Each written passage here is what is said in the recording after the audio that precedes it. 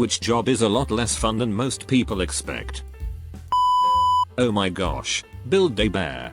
Weirdest and most frustrating thing. Granted, I didn't make it a super long time in the job and seeing kids so happy is great. But they are really strict and the bad times get pretty bad. I'm a forensic scientist and it's literally the only thing people ask me about on dating apps. It's very technical work and it's extremely routine. Professional photographer. Not like hobbyist, but business owning photographer. Sucks the love right out of your work. Because you started the business to take pictures.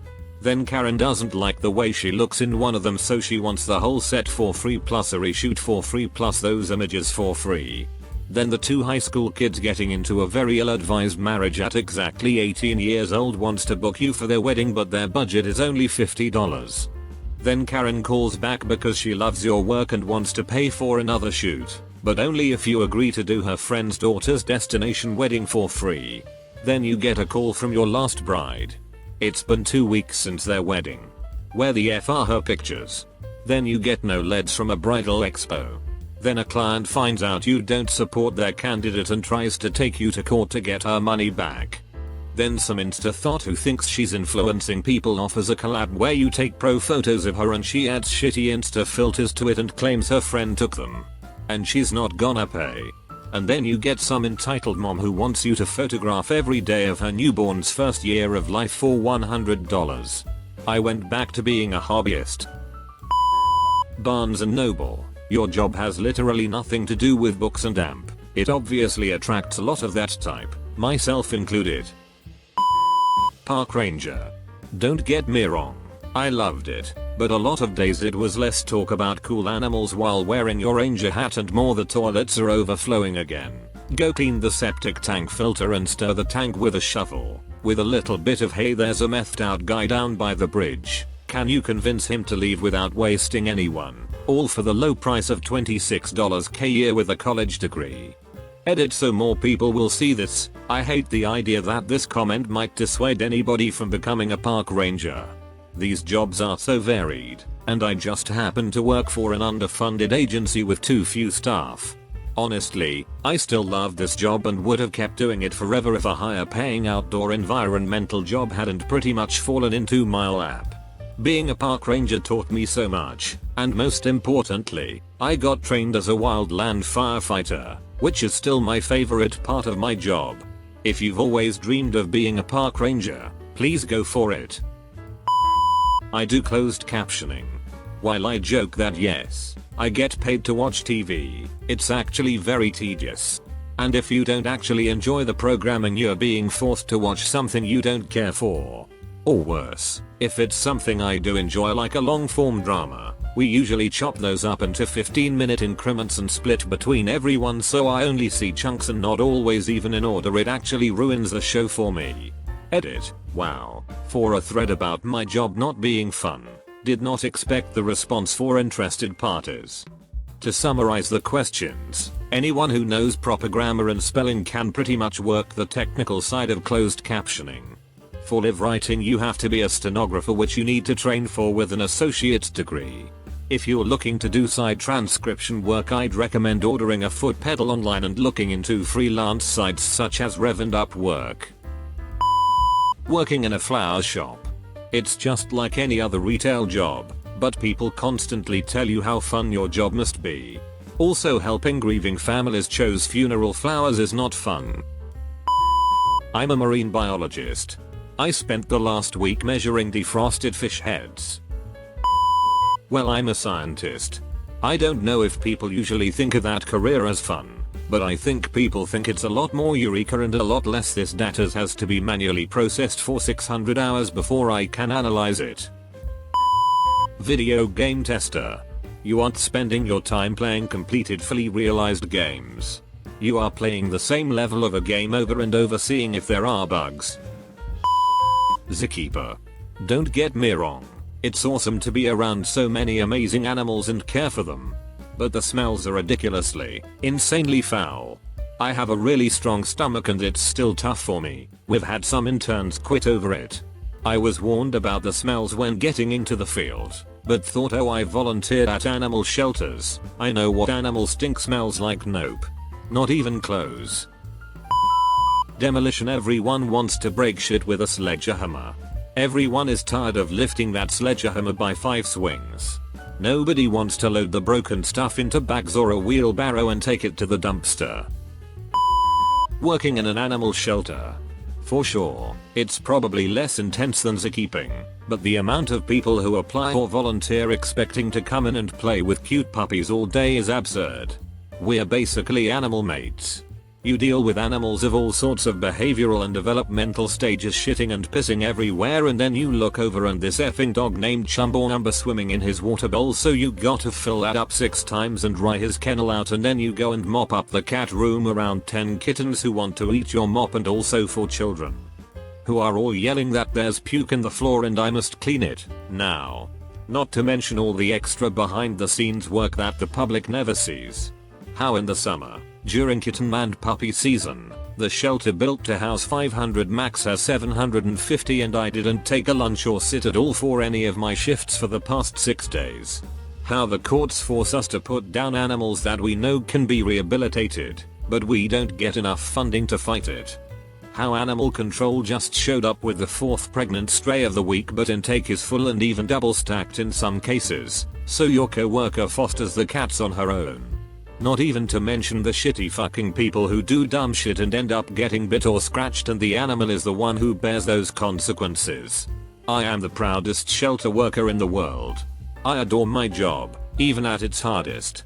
I didn't sit for 9.5 hours today and I found a cat turd in the cuff of my jeans, but it doesn't matter because a bonded pair of adult cats got adopted today.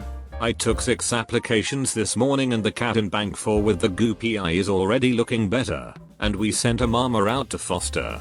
The hard work is always worth it for these babies. Working in a music store, musical instruments. Your days are spent listening to 50 different people play 50 different riffs poorly simultaneously, as if they are all putting on their own concert. Lifeguarding. Everyone expects Baywatch act, saving lives all the time. But it's usually just sitting there blowing your whistle telling little shits to stop effing around. Being a character performer at Disney. Don't get me wrong. There are some amazing perks and truly magical moments. I know I'm super lucky and tons of people would love to be in my shoes. But the day-to-day work is exhausting in ways I never thought possible. Gets to ridiculously abusive. I've had things said and done to me I never would have imagined. The company isn't always great, it highly depends on your leadership. And there's so much focus on your body and face, good and bad, that it can be incredibly depressing and difficult emotionally. Plus, you have to accept that there's very little upward mobility. Most people grow out of it, and it's rough to know that one day you'll get too old or too fat and you will have to start all over in a new career field. So you constantly are thinking either 1.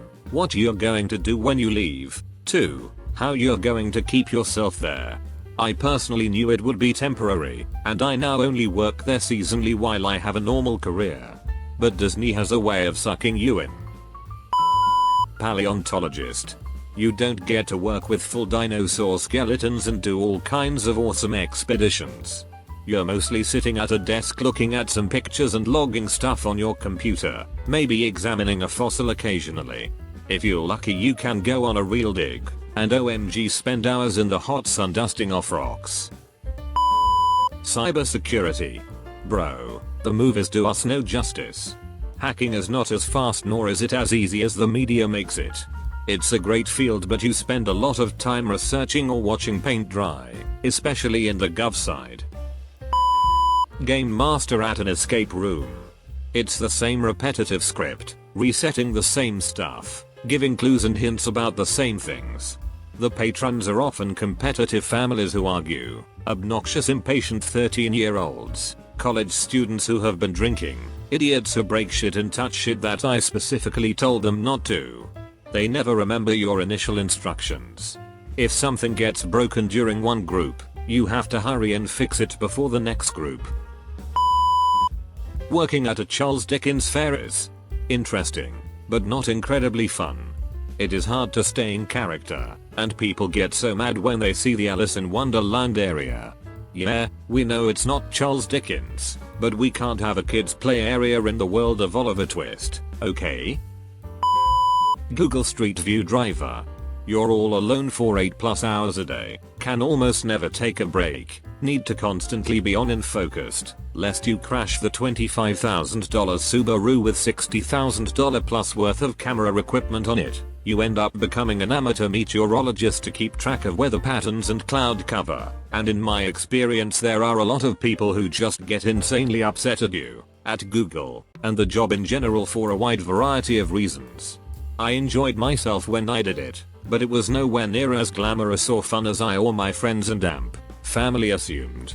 Edit. Thanks to everyone who expressed an interest in my summer job from almost 10 years ago. I'll just answer the most asked questions here real quick. Pay $15 an hour, but contingent on hours driven, which were themselves dependent on clear weather to ensure optimal image quality. Why not drive every day no matter the weather? Google got around this problem by making you redrive routes whose pictures turned out subpar. To prevent people double billing by driving the same easy route constantly, you also had a weekly quota of unique miles driven, so no double dipping. What could you do in the car? As long as the camera and the mapping software, mapping software, thanks for the heads up, was running properly, I was on my own. I listened to music, the news, and lots of books on tape. I could stop for short bathroom breaks whenever I felt like it, and had an hour guaranteed for lunch whenever I wanted to take it, which usually amounted to eating in the car on the side of some lonely rural road 90% of the time. Who would ever think this was fun or glamorous? All I can say is, back in 2012 most people I talked to were pretty excited, myself included, about getting the chance to do any work with Google, let alone this cool new project that would let you see what any place on earth looked like at street level from the comfort of home.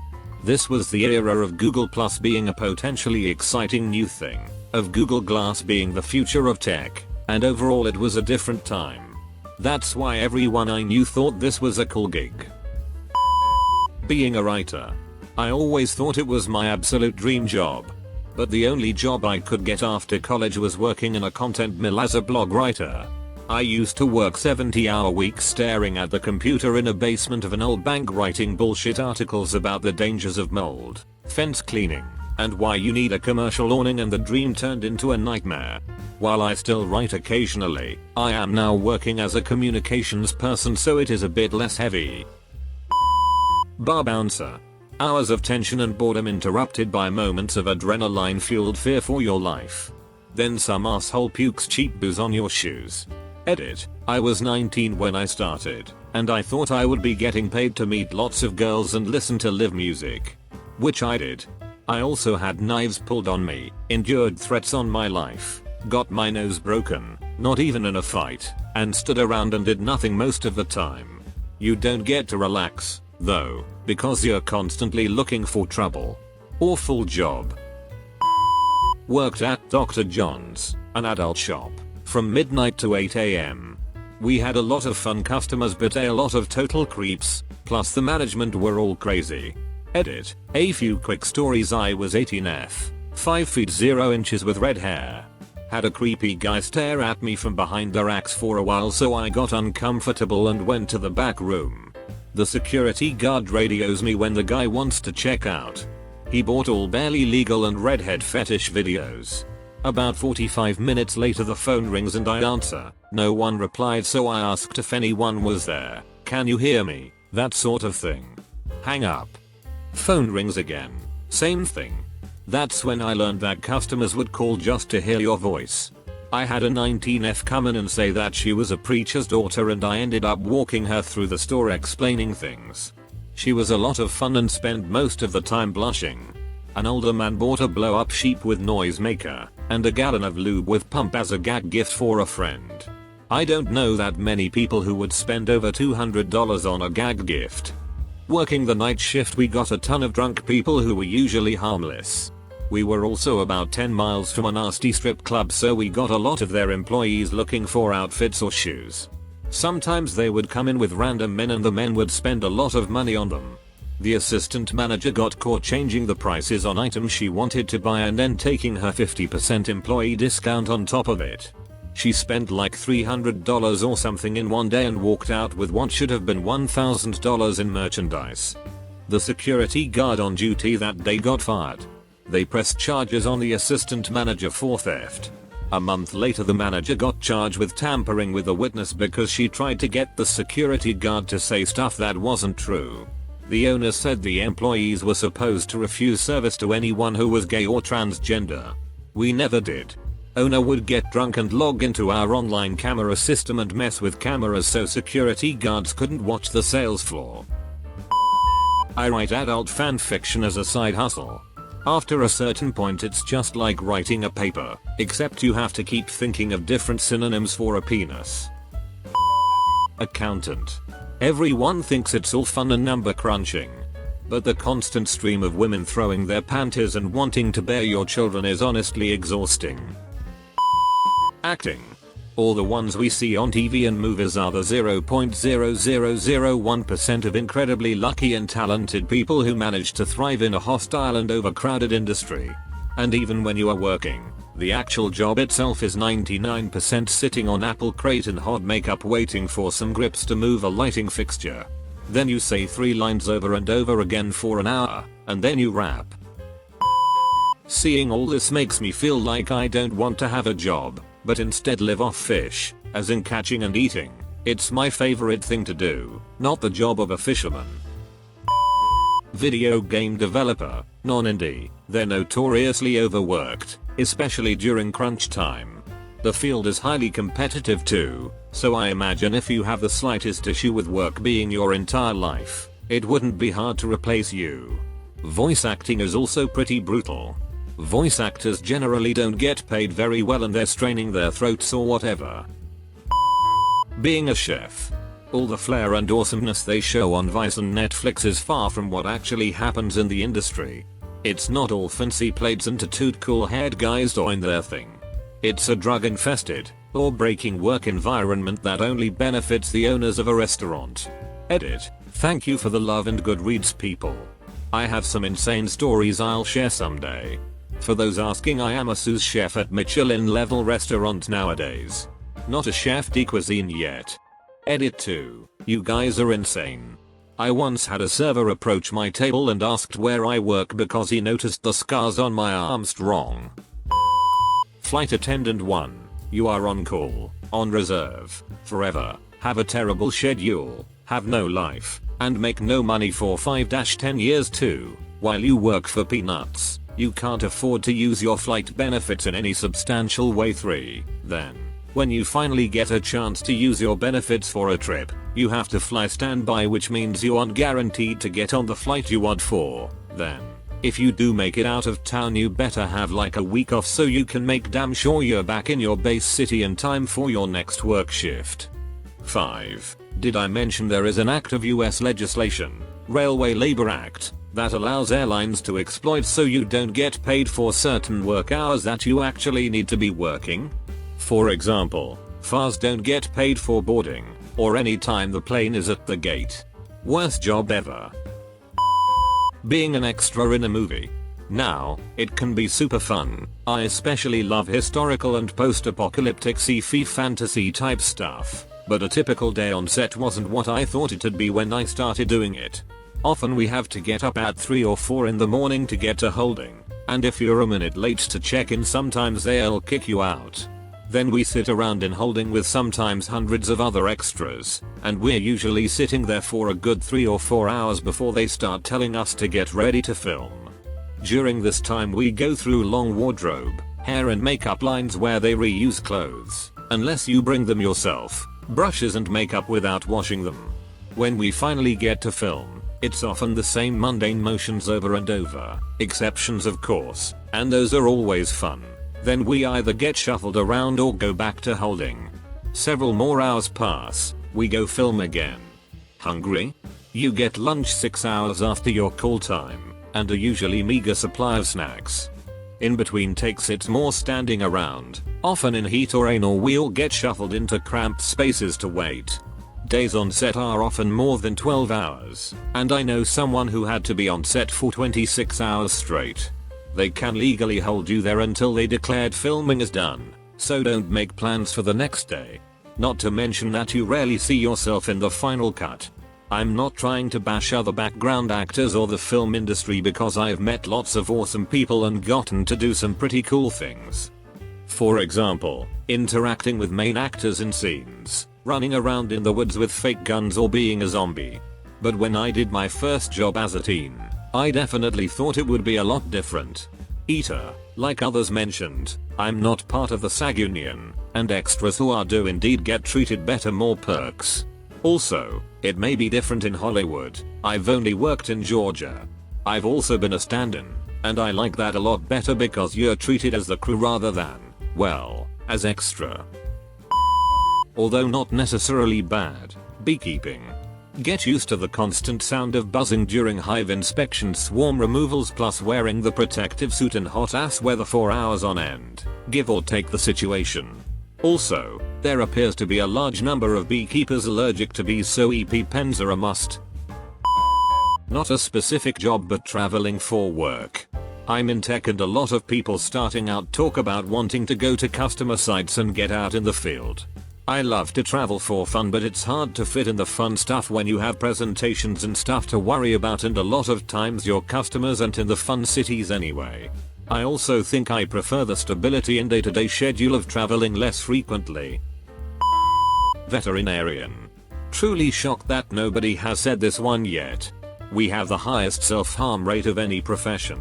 It's a lot more talking to people about money and a lot less doing medicine and saving animals than people hope going into it. Not all of the animals are grateful. Some of them want to bite you because you're hurting them and they don't know it's in their best interest. Clients can be hugely manipulative jerks. There's lots of student debt. And don't get me started on near constant exposure to low levels of anesthetic gases.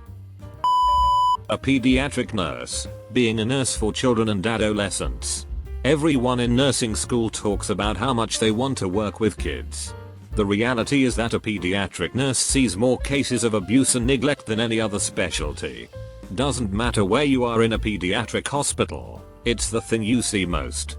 I've seen so many DCS, Department of Child Services, caseworkers that I've gotten to know some of them and became acquaintances with them. Sure, working with children and adolescents is great, but people don't think about the most essential piece of that puzzle, which is their families. It doesn't matter how good of care you give to those kids. If you don't loop the parents into that care, you may as well just not be doing anything for them.